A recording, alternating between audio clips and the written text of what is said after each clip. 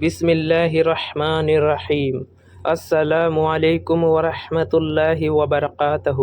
پیارے اسلامی بھائیوں، پچھلے حصے میں ہم نے سنا ہے کہ کس طرح بھائیوں نے جلن اور نفرت کی آگ میں جل کر حضرت یوسف علیہ السلام کو کنویں میں ڈال دیا، اور کیسے اللہ سبحانہ و تعالی نے حضرت جبرائیل علیہ السلام کے ذریعے ان کی حفاظت فرمائی۔ آج کے اس حصے میں ہم آگے سنیں گے وہی واقعات جن سے اللہ سبحانہ و تعالی کی قدرت، صبر کا انعام اور سچے ایمان کی روشنی ظاہر ہوتی ہے۔ پیارے اسلامی بھائیوں، قافلہ جب مصر پہنچا تو وہاں کی بازار میں یہ خبر پھیل گئی کہ ایک بے مثال حسین، سب سے نیک اور ادب والا نوجوان بکری کے لیے آیا ہے۔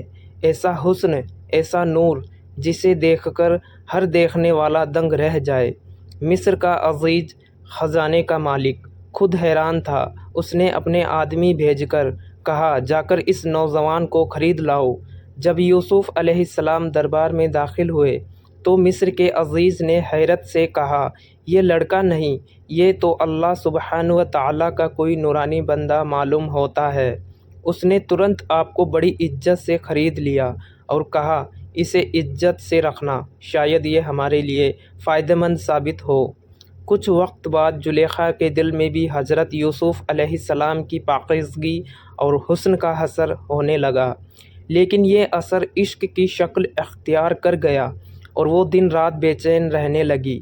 7 برسوں تک زلیخا یوسف علیہ السلام کی طرف سے جواب پانے کی کوشش کرتی رہی، مگر آپ نے کبھی اس کی طرف نظر اٹھا کر بھی نہیں دیکھا، کیونکہ آپ اللہ سبحانہ و تعالیٰ کے پاک نبی تھے اور آپ کی آنکھوں میں شرافت، پاکیزگی اور حیا کا نور تھا۔ ایک دن زلیخا نے اپنے دل کی بیماری اپنی ایک خاص داسی کو بتائی۔ داسی نے کہا، اگر تم چاہو تو میں تمہاری مدد کر سکتی ہوں، لیکن اس میں بہت دولت لگ جائے گی۔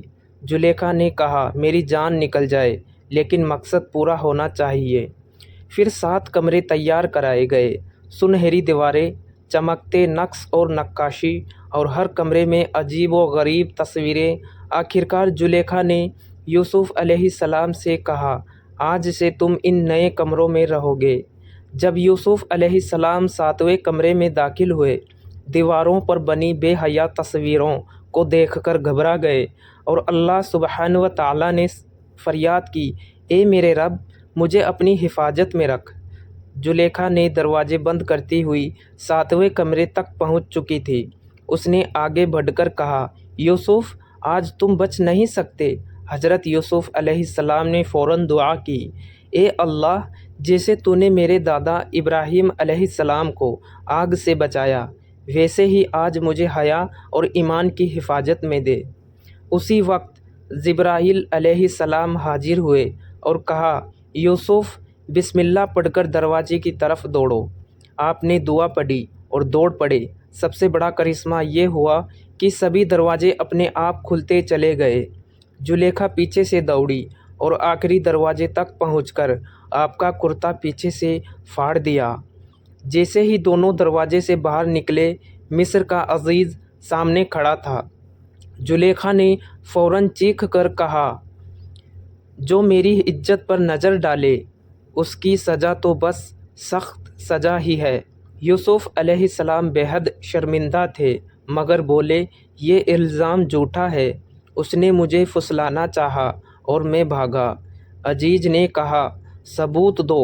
یوسف علیہ السلام خاموش رہے اور اسی وقت جبرائیل علیہ السلام آئے اور اشارہ کیا، جھولے میں جو بچہ ہے اس سے گواہی لو۔ مصر کا عزیز حیران ہو گیا۔